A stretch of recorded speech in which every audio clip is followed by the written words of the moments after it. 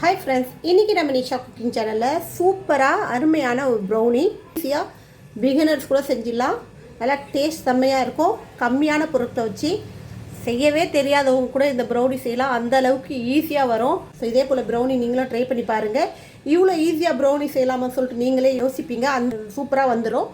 வாங்க இது எப்படி செய்யலாம்னு பார்க்கலாம். அதுக்கு முன்னாடி எங்கள் சேனல் லைக் பண்ணுங்கள், ஷேர் பண்ணுங்கள், சப்ஸ்கிரைப் பண்ணுங்கள், பெல் பட்டன் ஆன் பண்ணுங்கள், கமெண்ட் பண்ணுங்கள். இந்த ப்ரௌனி செய்கிறதுக்கு ஃபஸ்ட்டு ஒரு பேன் எடுத்துக்கோங்க. அதில் ஒரு 2 ஸ்பூனு நெய் போட்டுக்கலாம்.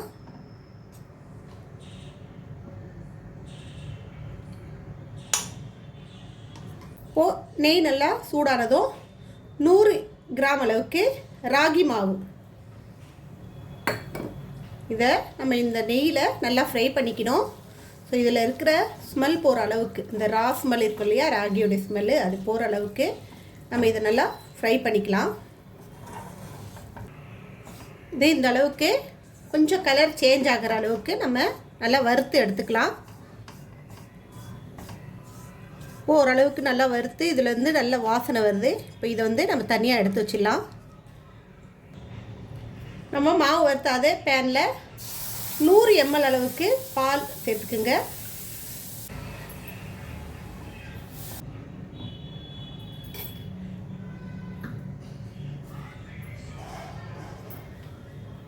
இந்த பாலோட 50 கிராம் அளவுக்கு ப்ரௌன் சுகரு அப்படி இல்லைன்னா வெல்லம், ஜாங்கிரி, ரெண்டில் ஏதாவது ஒன்று நீங்கள் சேர்த்துக்கலாம்.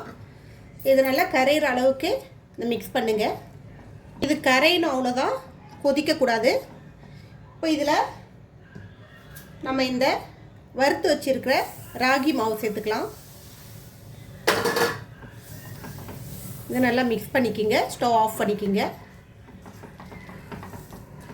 பால் பத்தலன்னு நான் எக்ஸ்ட்ரா இன்னொரு 50 ml பால் சேர்த்துக்கிட்டேன். டோட்டலாக 150 ml பால். ஸோ ராகி மாவு இல்லையா, அது சீக்கிரமாக பாலை உறிஞ்சிக்கிட்டு ட்ரை ஆகிடுச்சு.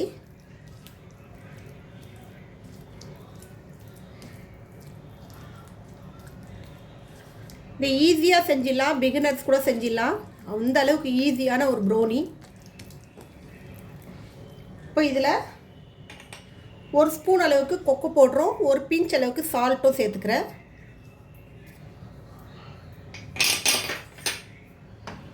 சேர்த்து நல்லா மிக்ஸ் பண்ணிக்கிங்க.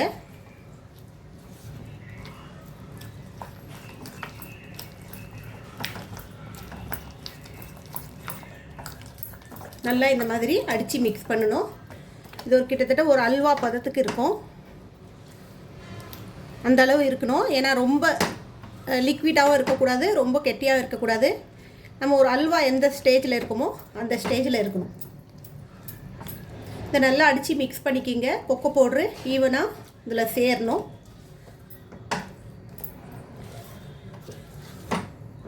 ஸோ ப்ரௌனி சாப்பிட எல்லாருக்கும் பிடிக்கும். குழந்தைங்களும் சரி, பெரியவங்களும் சரி, ப்ரௌனி ரொம்ப விரும்பி சாப்பிடுவாங்க. ஆனால் அது நம்ம கடையிலேருந்து வாங்கி சாப்பிடும்போது விலை அதிகமாகவும் இருக்கும். எத்தனை நாள் செஞ்சு ஸ்டோர் பண்ணி வச்சுருக்காங்கன்னு தெரியாது. டக்குன்னு நம்ம உடனே சாப்பிட்ணுன்னா இதை செஞ்சு சாப்பிட்லாம். ஈஸியாக ஒரு 10 நிமிஷத்தில் இந்த ப்ரௌனி செஞ்சிடலாம்.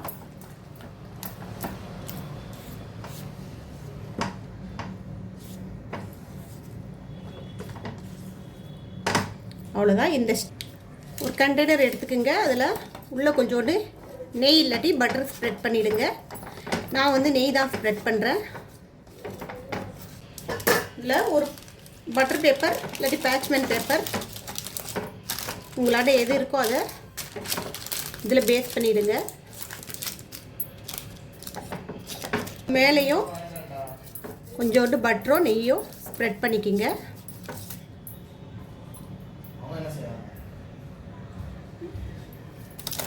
இப்போது நம்ம ரெடி பண்ணி வச்சுருக்கிற இந்த ப்ரௌனி பேஸ்ட்டை இதில் பேஸ்ட் பண்ணிக்கிங்க.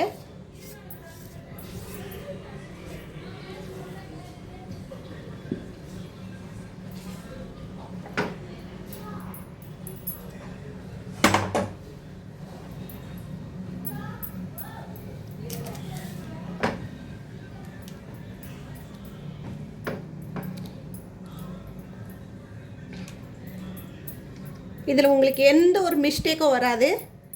நமக்கு மாவு அதிகமாகிடுச்சி, இல்லை பட்டர் அதிகமாகிடுச்சி, பட்டர் அதிகமானா கூட ப்ரௌனி நமக்கு வந்து அந்தளவு கரெக்டாக வராது. ஸோ இதில் பட்டர் கிடையாது, நான் நெய் தான் ஊற்றியிருக்கேன். ஸோ நெய் கூட நமக்கு ஒரு 2 ஸ்பூன் நெய் தான் தேவைப்பட்டுச்சு, அதிகமான நெய்யில். அதுவும் அந்த மாவு வறுக்கிறதுக்கு தான். இதை கொஞ்சம் டேப் பண்ணிக்கிங்க. இப்போ இதில் நீங்கள் நட்ஸு இல்லை சாக்லேட் சிப்ஸ் வச்சு இந்த மாதிரி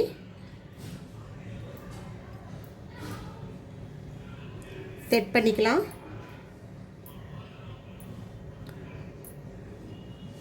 ப்ரௌனினாலே சாக்லேட் இதுதான். ஸோ சாக்லேட் கண்டிப்பாக இதில் வச்சிங்கன்னா குழந்தைங்களுக்கு ரொம்ப பிடிக்கும். நட்ஸு விருப்பம் உள்ளவங்க நட்ஸு கூட வச்சுக்கலாம்.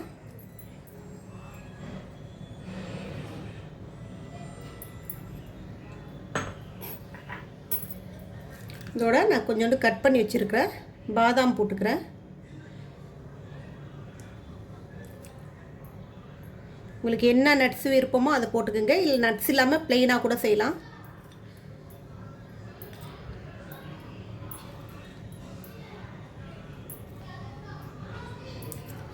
ஈஸியாக செய்யக்கூடிய ப்ரௌனி, பிகினர்ஸ் கூட செஞ்சிடலாம், குழந்தைங்க கூட செஞ்சிடலாம், அந்த அளவுக்கு ஈஸி. இப்போ நமக்கு இதுக்கு வந்து அளவு வந்து நான் எல்லாத்தையும் சொல்லியிருக்கிற அளவில் போட்டிங்கன்னா போதும். ஸோ பால் மட்டும் நமக்கு கொஞ்சம் முன்ன பின்ன ஆகும். நம்ம வந்து மாவு எந்த அளவுக்கு பாலை வந்து எடுக்குதோ அந்தளவுக்கு ஊற்றணும். ஆனால் இருந்தாலும் நமக்கு வந்து அந்த மாவு வந்து சேரும்போது ஒரு அல்வா பதத்துக்கு இருக்கணும். அப்படி இருந்தால் தான் உங்களால் வந்து கரெக்டான பதம். அது அல்வா நம்ம கிண்டி அல்வா எடுக்கும்போது எப்படி இருக்குமோ அந்த மாதிரி இருக்கணும் மாவு. அவ்வளோதான். இப்போ இதை வந்து நீங்கள் அவனில் பேக் பண்ணுறதா இருந்தால் 180 டிகிரி ப்ரீஹீட் பண்ணிவிட்டு 10லேருந்து 12 நிமிஷம் பேக் பண்ணி எடுத்தால் போதும். இப்போ நான் வந்து அவன் இல்லை, ஸோ பேனில் பேக் பண்ணி எடுக்க போகிறேன். அதுவும் 10லேருந்து 15 நிமிஷத்துக்குள்ளேயே நம்ம பேக் பண்ணிடலாம். இல்லை நமக்கு வந்து பேக் பண்ண வேணாம், ஜில் பண்ணி சாப்பிட போகிறேன் அப்படின்னு சொன்னால் இதை எப்படியே எடுத்து ரெஃப்ரிஜிரேட்டரில் வச்சுடுங்க, ஃப்ரீசரில் கிடையாது. ஸோ ரெஃப்ரிஜிரேட்டரில் வச்சிங்கன்னா ஜில் ஆகிடும். அதுக்கப்புறம் அதை பீஸ் பண்ணி சாப்பிட்லாம், டேஸ்ட் செம்மையாக இருக்கும். ஏன்னா நம்ம இது எல்லாமே பாயில் பண்ணிட்டோம். ஸோ ஆல்ரெடி நான் இந்த பேனை ஹீட் பண்ணி வச்சுருக்கேன். இதில் ஒரு வளையம் போட்டுட்டு அதுக்குள்ளே இந்த ப்ரௌனியை இறக்கிடலாம். இதை ஒரு 10 நிமிஷம் கழித்து நம்ம எடுத்து பார்ப்போம். நம்ம ப்ரௌனி பாருங்கள் எவ்வளோ சூப்பராக ரெடியாக இருக்குது, செம்மையாக இருக்குது. இதை நல்லா ஆற விட்டு பீஸ் போட்டிங்கன்னா சூப்பராக இருக்கும். அருமையான ப்ரௌனி, ஈஸியாக செஞ்சிடலாம். இப்போ இந்த ப்ரௌனியை இந்த பாக்ஸ்லேருந்து ரிமூவ் பண்ணிடலாம். எப்போ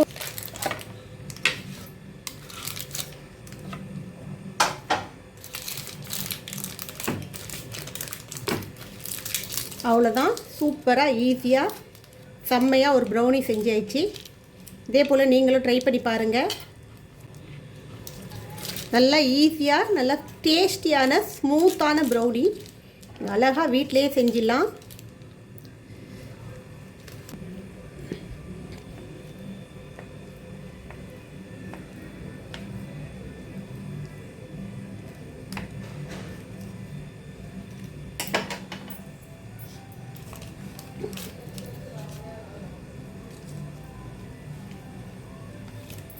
அவ்வளோதான், செம்மையாக ரெடி ஆகிடுச்சு பாருங்கள். நல்லா சாஃப்டான ப்ரௌனி. நீங்களும் ட்ரை பண்ணி பாருங்கள். இன்னொரு ரெசிபியோடு உங்களை சந்திக்கிறேன். உங்களோட விடைபெறுவது உங்கள் நிஷா. எங்கள் சேனல் லாஸ்ட் வரைக்கும் பார்த்து உங்கள் அனைவருக்கும் மிக்க நன்றி. பாய்.